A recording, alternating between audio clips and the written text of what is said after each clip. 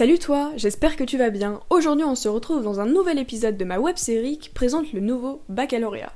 On se retrouve donc pendant 2 mois, tous les mercredis et tous les vendredis, pour une vidéo à 18h sur une spécialité. Bref, je ne me connais peut-être pas encore, mais je m'appelle Julie, j'ai 16 ans et je viens de terminer ma première générale en spécialité mathématiques, physique et SVT. Grâce à la participation de mes amis, j'ai pu te réaliser une série de vidéos qui présentent chaque spécialité proposée par l'éducation nationale dans le nouveau programme du baccalauréat. Cette vidéo s'adresse donc plus particulièrement aux futures premières qui ne savent toujours pas dans quoi s'orienter. Cette vidéo est aussi disponible sur toutes vos plateformes de streaming pour pouvoir l'écouter sous forme de podcast. Si toi aussi tu es en première générale et que tu fais la spécialité Histoire des Arts ou Langue, Littérature et Culture de l'Antiquité, n'hésite pas à me contacter sur Instagram ou par mail si tu souhaites participer à une de mes vidéos.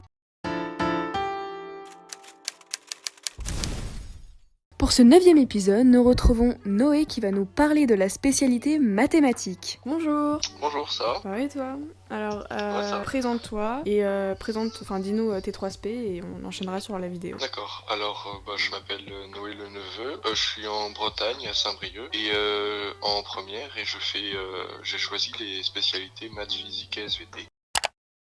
Aujourd'hui, tu vas nous parler de la spécialité maths. Présente-nous un peu les principaux thèmes en première. Alors les principaux thèmes, il y a beaucoup de calcul littéral, par exemple avec le second degré, la dérivation, les équations de droite, les suites arithmétiques et géométriques. Oui. Sinon il y a de la géométrie, avec un approfondissement de la trigonométrie et des vecteurs, et une petite partie de probabilité et d'études de fonctions. Il y a tout ce qui est lié aussi...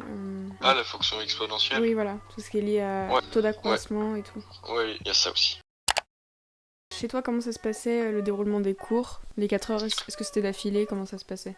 Alors, on avait 2 heures le mardi après-midi et 2 heures le jeudi après-midi. Du coup, la plupart du temps, on faisait une partie de cours et ensuite des exercices. Ou sinon, on pouvait avoir des contrôles d'1h30. Oui, d'accord. Alors que nous, c'était vraiment 4 heures d'affilée et il n'y avait pas... On lisait le cours au début et après, on faisait que des exercices, quoi. Ah oui, vous avez pas de contrôle? On avait un petit contrôle à chaque début de cours, histoire de voir où on en était, mais sinon, non.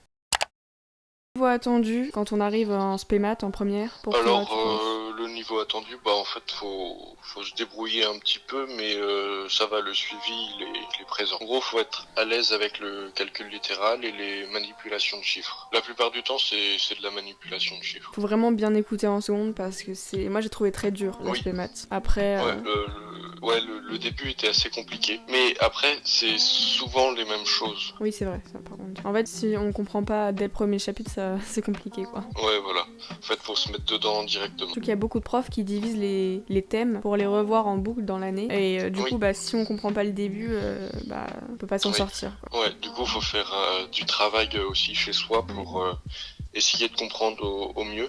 Par exemple, moi, j'avais un petit problème, c'est que avec les leçons, je comprenais pas forcément. Du coup, fallait que je fasse un petit peu plus d'exercices, soit chez moi, soit en cours, pour mieux comprendre. Ouais, c'est vrai qu'il faut beaucoup travailler, c'est beaucoup de travail à la maison, c'est vrai. Au niveau des devoirs, est-ce que vous aviez beaucoup d'exercices à faire pour le prochain cours? En fait, c'était surtout du travail personnel. C'était en fonction de soi. Donc, il y en avait qui avaient pas besoin vu qu'ils étaient à l'aise, et d'autres qui avaient plus de mal, ils en faisaient un peu plus. Ouais, nous on devait terminer les exercices qu'on n'avait pas eu le temps de faire en classe, mais on les corrigeait pas forcément, enfin. Oui, du coup, il y a le travail que donne le prof, mais en plus, il y a le travail personnel, quoi. Oui. Les débouchés de l'aspect maths, l'aspect maths, elle est vraiment complémentaire à énormément de matières, comme la SVT, la physique, ou même la SES, ou la NSI et tout, etc. Du coup, les débouchés juste de l'aspect maths, c'est compliqué de dire, juste avec l'aspect maths, tu peux faire quelque chose, mais si y a aspect maths plus SES, c'est plus l'économie, c'est ce que j'avais noté. En fait, moi, je veux faire un travail dans les sciences. Oui. Du coup, forcément, je devais choisir des maths. Oui, moi aussi. Et du coup, c'est important. Et puis, au final, je prends maths complémentaires l'année prochaine. Moi aussi. Du coup, on était censé avoir un examen avec une série d'exercices.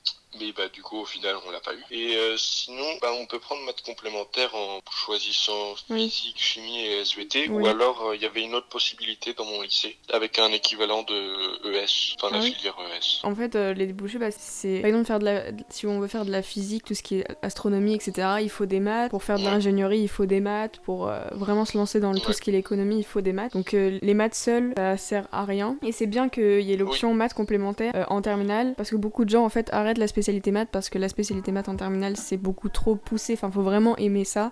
Et le fait de faire maths complémentaire qui est comme une deuxième première, bon avec un peu plus de choses parce qu'on n'est pas obligé de faire maths en spé en première pour faire maths complémentaire, ça permet vraiment de continuer de travailler les maths pour pouvoir vraiment s'attarder sur l'aspect je sais pas, physique chimie, SVT, SES ou n'importe quelle autre matière. Pourquoi tu l'as choisi du coup, tu l'as dit, c'était pour aller avec tes deux autres spé? Ouais, pour aller avec physique chimie et SVT pour faire un travail dans les sciences.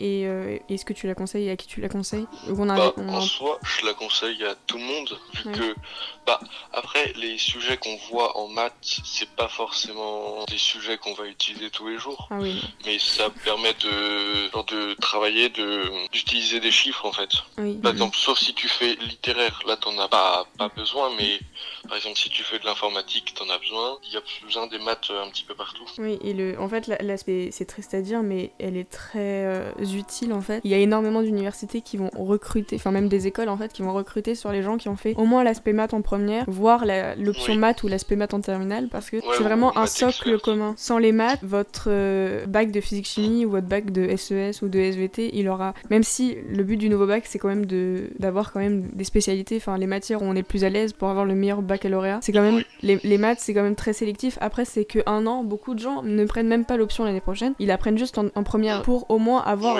sur le diplôme maths, mais c'est vraiment un socle à avoir parce que y a plus du tout de maths dans le tronc commun, et arrêter les maths tout de suite pour en avoir besoin dans l'université, enfin à l'université, 2 ans sans maths c'est très lourd. Enfin, je pense que c'est pas une bonne tactique. Après, on voit aussi que les maths sont importantes, par exemple dans les études supérieures, vu que déjà en veto et en médecine, ils privilégient les maths que par exemple la SVT. Ah ouais? Parce que quand je suis allée aux portes ouvertes et tout, ils disaient pas ça, mais enfin ils demandaient un socle scientifique, mais ils demandaient pas non plus. Nous ils nous disaient de privilégier quand même les maths. Enfin ils le disaient pas comme ça, mais c'est ce que ça voulait dire. Après bon c'est tout ce qui est médecine etc. Ils aiment beaucoup que les gens aient quand même un gros socle scientifique. Bon après même avec la réforme de médecine etc. Enfin c'est différent maintenant, mais faut toujours quand même les maths c'est très important je pense. Que si vous avez une spécialité, enfin si vous manque une spécialité, vous savez pas quoi prendre et que vous avez quand même un socle soit très économique soit très scientifique, faut prendre maths. Même si vous aimez pas, personnellement j'aime pas du tout les maths et j'ai pris parce que je sais que j'en ai besoin en fait. Moi aussi. En fait j'ai pris déjà par besoin, et puis en seconde j'étais pas trop mal du tout même. Enfin j'étais dans les meilleurs, mais ça il y a une grosse marge quand même. Surtout que nous on a eu l'ancienne seconde, alors quand on arrive en première, personne n'avait vu.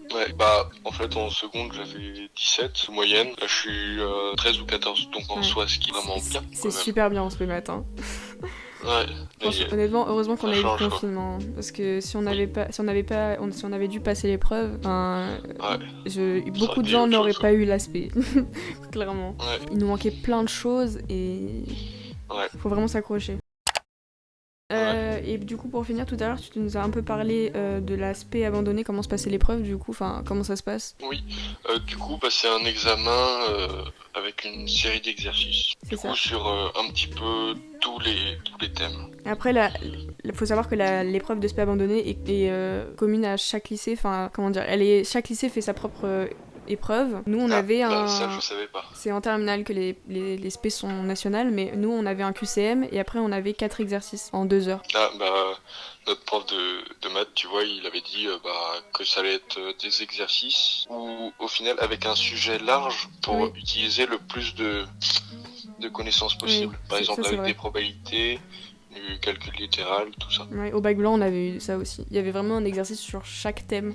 Comme ça, c'est pas comme en SVT ou en physique chimie où tu tombes sur un sujet et si t'aimes pas, vraiment t'es pour le coup, t'es niqué. Alors que là vraiment, c'était vraiment pour que tout le monde puisse au moins se démarquer sur quelque chose. Voilà. Merci beaucoup d'avoir répondu à mes questions.